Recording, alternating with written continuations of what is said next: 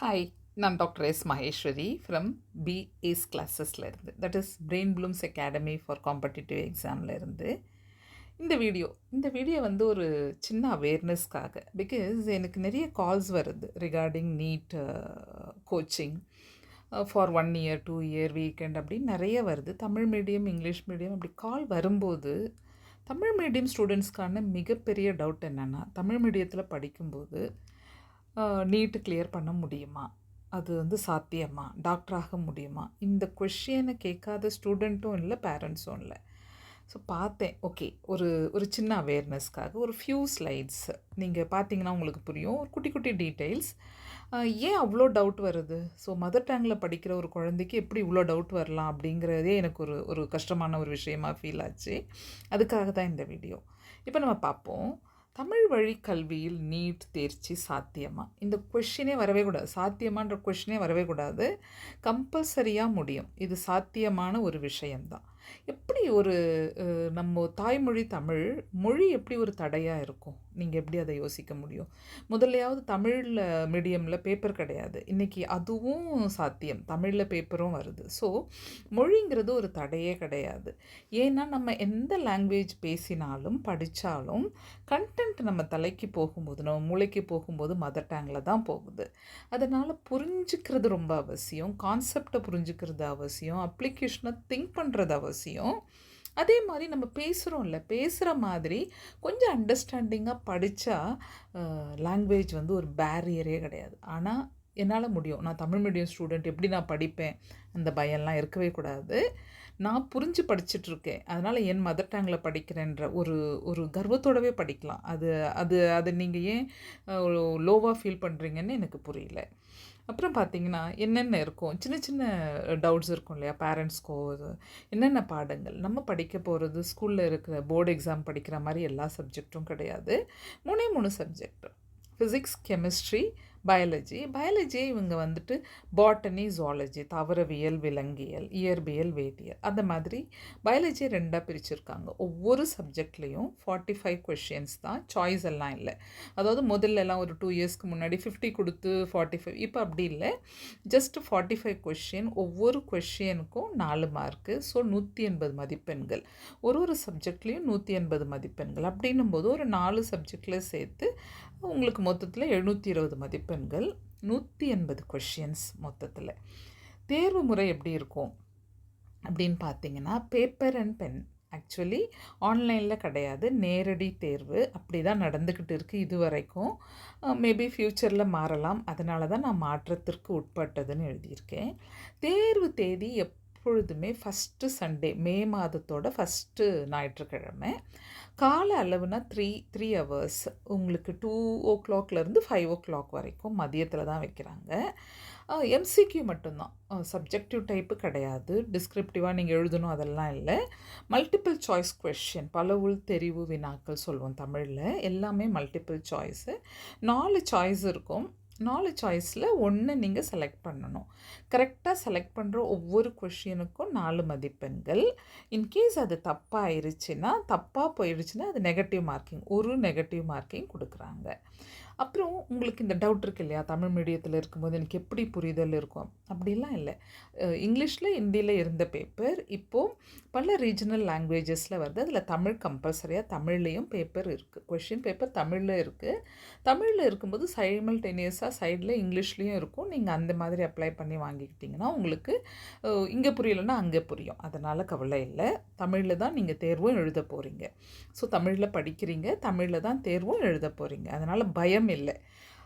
இதுலும் இல்லாமல் இப்போ தமிழ் மீடியம் அப்படின்னும்போது மோஸ்ட்லி கவர்மெண்ட் ஸ்கூல் ஸ்டூடெண்ட்ஸாக இருப்பாங்க. முக்கியமாக 6ஆம் கிளாஸ்லேருந்து 12வது கிளாஸ் வரைக்கும் கவர்மெண்ட் ஸ்கூல்லையே படித்த குழந்தைகளுக்கு நம்ம கவர்மெண்ட்டில் 7.5% இடஒதுக்கீடு இருக்குது.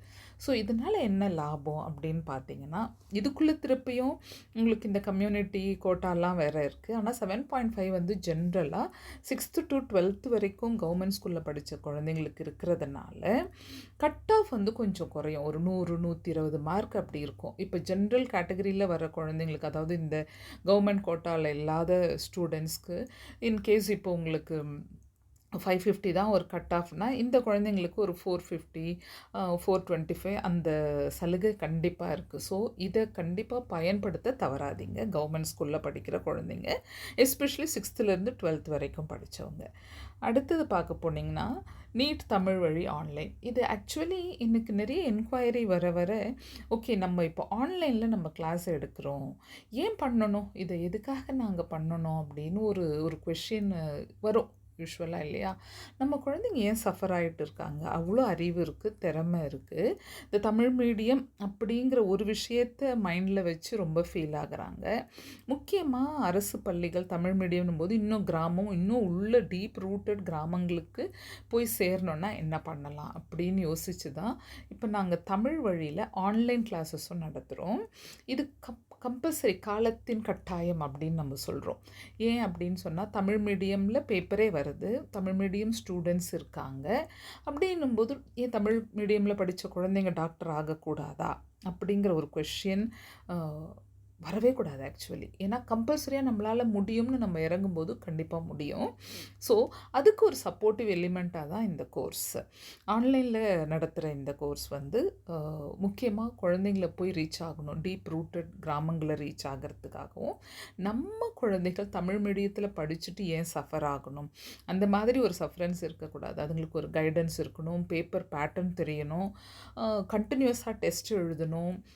புரிந்து படித்தல் எப்படின்னு சொல்லி தரணும். அதை எப்படி அப்ளை பண்ணி படிக்கிறது அப்படின்னு எல்லாத்தையும் சொல்லி தரணுங்கிற ஒரு உயர்ந்த நோக்கத்தோட ஆரம்பிச்சது தான் இந்த தமிழ் வழி ஆன்லைன் கிளாஸஸ்.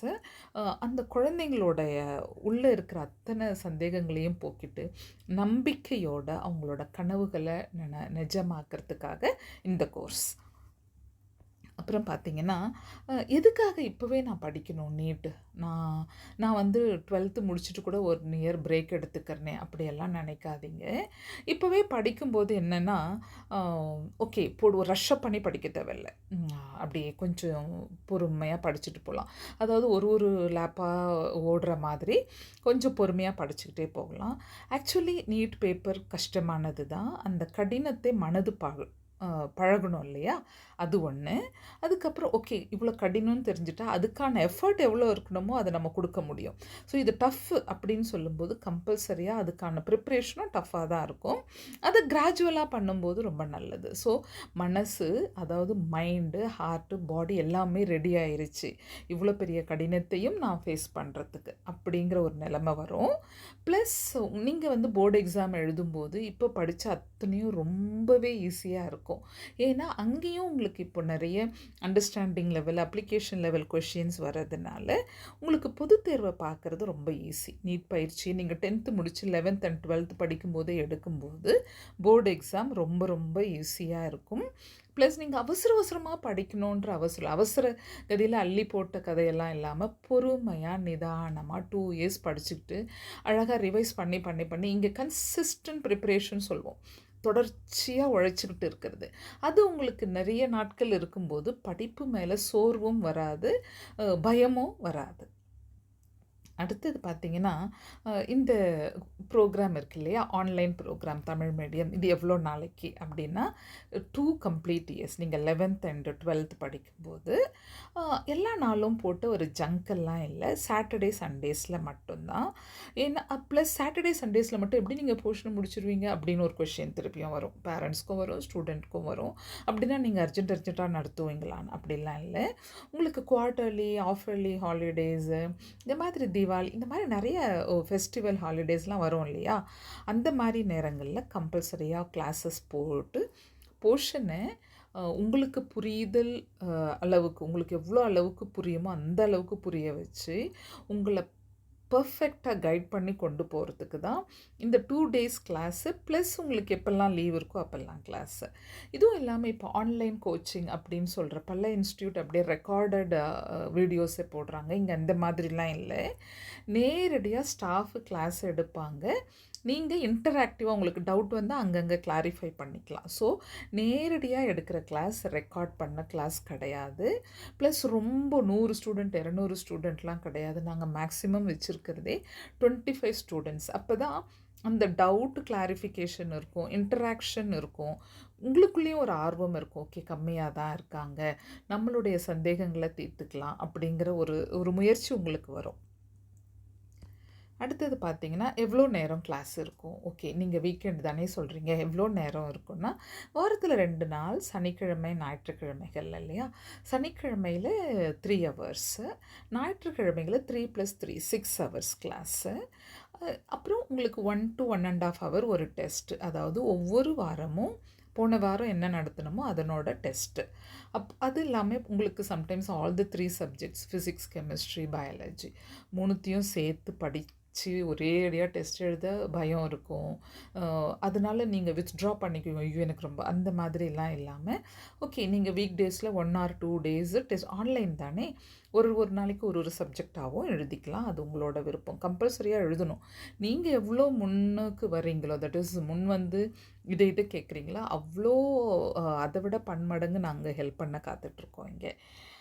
அதுக்கப்புறம் பாடத்திட்டம் எப்படி நீங்கள் இது 2 இயர்ஸ் ப்ரோக்ராமை எப்படி எடுத்துக்கிட்டு போவீங்க அப்படின்னு ஒரு கொஷின் வரும்போது, ஓகே, அதை நாங்கள் 4 ஃபேஸாக பிரிச்சுருக்கோம். ஃபஸ்ட்டு ஃபேஸ் கட்டம் 1ல் 11th போர்ஷன் ஆரம்பிக்கிறோம். 11th போர்ஷன் இந்த ஜூன் மாதம் 18ஆம் தேதியே ஆரம்பிக்குது. இன்னும் ஒரு 10 டேஸில் ஆரம்பிக்குது. அப்படியே போய் டிசம்பரில் முடிச்சிருவோம் போர்ஷன். 11th போர்ஷன் டிசம்பரில் முடிச்சிருவோம். பிகாஸ் நீங்கள் ஜான்வரி, ஃபெப்ரவரியில் இருந்து உங்களுடைய 11th எக்ஸாமுக்கோ ப்ராக்டிக்கல்ஸ் அதுக்கெல்லாம் ரெடியாக கரெக்டாக இருக்கும். அதுக்கப்புறம் கட்டம் 2 ஃபேஸ் 2ல் என்னென்னா, இப்போ உங்களோட இது வரும் இல்லையா, இது அப்படியே போயிட்டுருக்கோம். நீங்கள் இப்போ ஜான்வரியிலேருந்து அப்படியே நீங்கள் எங்களை விட்டுருவீங்களா அப்படிலாம் கிடையாது. நீங்கள் பாட்னு போர்ஷனை முடிச்சுட்டு டெஸ்ட்டாக எழுதிக்கிட்டு இருக்கலாம். அண்டு உங்களோட ஆனுவல் ஹாலிடேஸ் வரும் இல்லையா, இந்த மந்த் ஆஃப் மே, அப்போது இது வரைக்கும் படித்த 11th படித்த அத்தனையுமே ஒரு ரீகேப் பண்ணி பார்க்குறது, கிடுகிடுன்னு அப்படியே எல்லாத்தையும் ரிவைஸ் பண்ணிவிட்டு 12th போர்ஷனை ஆரம்பித்து முக்கியமான டாபிக் ஆல்மோஸ்ட் ஒரு 30% போர்ஷனை வந்து அந்த ஹாலிடேஸ்லேயே கவர் பண்ணிவிடுவோம். ஃபேஸ் 3ல் அதாவது உங்களுக்கு ஸ்கூல் ஆரம்பித்த பிறகு திருப்பி வீக்கெண்டில் தான் நீங்கள் அவைலபிள். அப்போ ஆரம்பிக்கிற போர்ஷன் ஆகஸ்ட் மாதத்துக்குள்ளே முடிஞ்சிடும். தட் இஸ் ஆகஸ்ட் 2027ல் உங்களோட 12th போர்ஷனே முடிஞ்சிடும். அதாவது நீங்கள் ஸ்கூல் ஆரம்பித்து ஜூனில் ஆரம்பிக்குது, ஜூன், ஜூலை, ஆகஸ்ட்டில் இந்த போர்ஷன் முடிஞ்சிடும். அதுக்கப்புறம் ஆகஸ்ட்லேருந்து செப்டம்பர், அக்டோபர், நவம்பர், டிசம்பர் வரைக்கும், முடிஞ்சால் ஜான் வரைக்கும் கூட நீங்கள் டெஸ்ட்டாக எழுதி தள்ளலாம். டெஸ்ட்டு 11th போர்ஷன் எல்லாம் அப்படியே சைமல்டேனியஸ் 11th ஒரு பேப்பர், 12th ஒரு பேப்பர் அப்படியே எழுதிக்கிட்டே இருந்தீங்கன்னா எக்ஸாம் போகிறச்ச பயமே இருக்காது. அதுக்கப்புறம் ஜான்வரியிலேருந்து நீங்கள் கம்ப்ளீட்டாக உங்களோட போர்டு எக்ஸாமுக்கு ப்ரிப்பேர் ஆகலாம்.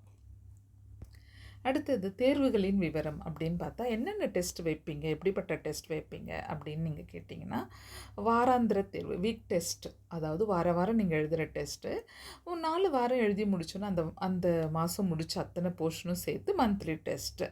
இதெல்லாம் முடிஞ்சு சாப்டராக டெஸ்ட் எழுதலாம். அதுக்கப்புறம் எல்லா சாப்டரும் சேர்த்து யூனிட்டாக இருக்குது. ஸோ பாட்னி, ஜுவாலஜிலலாம் யூனிட்டாக இருக்குது. ஃபிசிக்ஸ், கெமிஸ்ட்ரியில் நம்மளே யூனிட்டை போட்டு டெஸ்ட் எழுதலாம்.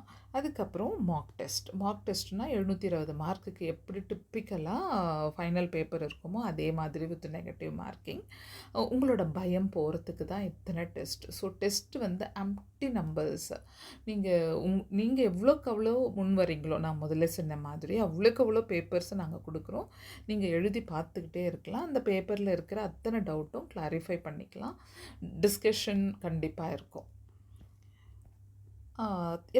எப்படிலாம் நம்ம தயாராகணும் இந்த நீட் எக்ஸாமுக்கு, என்னென்ன மெத்தடு தேவைப்படும் அப்படின்னு பார்த்தீங்கன்னா, முக்கியமான வேலை, வெற்றிக்கு குறுக்கு வழி இல்லை. தெர் இஸ் நோ ஷார்ட்கட் மெத்தட்னு சொல்லுவாங்க. நீங்கள் வெற்றியை அடையணுன்னா கம்பல்சரியாக உழைக்கணும். ஏன்னா உங்களோட கனவுகள் ரொம்ப பெருசு. இந்த கனவு ரொம்ப பெருசு, டாக்டர் ஆகணுங்கிற கனவு ரொம்ப பெருசாக இருக்கும்போது அதுக்கான உங்களோட முயற்சியும் உழைப்பும் அதிகமாக தான் இருக்கும். ஸோ வெற்றிக்கு குறுக்கு வழி இல்லைன்னு நீ முதல்ல யோசிக்கணும். அதுக்கப்புறம் நீ படிக்கிறத அண்டர்ஸ்டாண்ட் பண்ணி படிக்கணும். அந்த அண்டர்ஸ்டாண்ட் பண்ணிக்கிட்டதை எப்படி அப்ளை பண்ணணும் அப்படின்னு தெரிஞ்சுக்கணும். ஓகே, உன்னோட கோல் மாறவே கூடாது, உன்னோட ஃபோக்கஸ் மாறவே கூடாது. கண்டினியூவஸாக படிச்சுட்ருக்கணும், உழைக்கணும். கண்டினியூவஸாக ஒரு நாளைக்கு 24 மணி நேரம் அப்படி இல்லை. நான் ஒரு 4 நாள் படிப்பேன், 5வது நாள் விட்டுருவேன், ஒரு 4, 5 நாள் விட்டுருவேன். ஃபேமிலி ஃபங்க்ஷனு, ஃபெஸ்டிவலு அது இது அப்படிலாம் இல்லை. நீ ஃபெஸ்டிவல் இருந்தாலும் ஓகே, ஒரு 1 ஹவர் வந்து படிச்சுட்டு போய்க்கிறேன். அந்த மாதிரி கன்சிஸ்டண்ட்டாக த்ரூஅவுட் நீங்கள் படிச்சீங்கன்னா, சக்ஸஸ் உங்களை தேடி வரும். நீங்கள் போ வேண்டியதில்லை. அது ரொம்ப முக்கியம். ப்ளஸ் பயிற்சி, ப்ராக்டிஸ், சிவியர் ப்ராக்டிஸ். டெய்லி கொஷின்ஸை போட்டு பார்க்குறது, சால்வ் பண்ணி பார்க்குறது, ப்ராப்ளமை சால்வ் பண்ணி பார்க்குறது, டயக்ராம்ஸை போட்டு பார்க்குறது, அண்ட் தென் டெக்னிக்கல் டேர்ம்ஸ் பயாலஜியில் படிக்கிறது, ஃபிசிக்ஸில் வந்துட்டு ஃபார்முலாஸ், கெமிஸ்ட்ரியில் ரியாக்ஷன்ஸ் ஃபார்முலாஸ் அத்தனையும் ரீகலெக்ட் பண்ணிக்கிட்டே இருக்கிறது. கண்டினியூஸாக பண்ணி பார்த்துக்கிட்டே இருந்தீங்கன்னா கண்டிப்பாக வெற்றி உங்களுக்கு தான். ஸோ இங்கே மீடியம்ங்கிறது ஒரு மேட்டரே இல்லை. என்றைக்குமே லாங்குவேஜுங்கிறது ஒரு மேட்டரே இல்லை. புரிதலும் அது அப்ளிகேஷன் லெவலுக்கு கொண்டு போகிறதும் கடின உழைப்பும் சோர்வடையாத மனப்பக்குவமும் உழைப்பும் இருக்கும்போது வெற்றி வந்து உங்களுக்கு தான். அண்டர்ஸ்டுட். அதை நீங்கள் புரிஞ்சுக்கணும். ஏன்னா இங்கே பார்த்தீங்கன்னா பெரிதினும் பெரிது கேள் அப்படின்னு சொல்கிற மாதிரியும் உங்களோட நம்பிக்கை, உழைப்பு, முயற்சி எல்லாம் சேர்ந்து நீங்கள் டாக்டர் அப்படிங்கிற கனவை ரொம்ப ஈஸியாக அச்சீவ் பண்ண முடியும். இந்த கோர்ஸில் ஜாயின் பண்ணிங்கன்னா அத்தனை கைடன்ஸும் நாங்கள் கொடுக்குறோம். உங்களுக்கு குறைந்த கட்டணம் தான், ரொம்ப பெரிய கட்டணம்லாம் இல்லை. ஆனால் அதுக்கு அதிகமான அளவுக்கு பெனிஃபிட்டடாக நீங்கள் ஃபீல் பண்ணுவீங்க. நீங்கள் காண்டாக்ட் பண்ணணும் அப்படின்னு சொன்னால் காண்டாக்ட் நம்பர் 9884050488. வாட்ஸ்அப் மெசேஜ் பண்ணலாம். வாட்ஸ்அப் கால்க்கும் இதே நம்பர் தான். ஓகேவா? புரிஞ்சிருக்கும்னு நினைக்கிறேன். Language is not a barrier. Tamil medium ஆன்லைனில் ஜாயின் பண்ணி 2 இயர்ஸ் பொறுமையாக படிச்சுக்கிட்டே இருந்தீங்கன்னா போர்டு பேப்பரும் ஈஸி, நீட்டாக கிளியர் பண்ணுறதும் ரொம்ப easy. Okay, thank you. Good luck for all.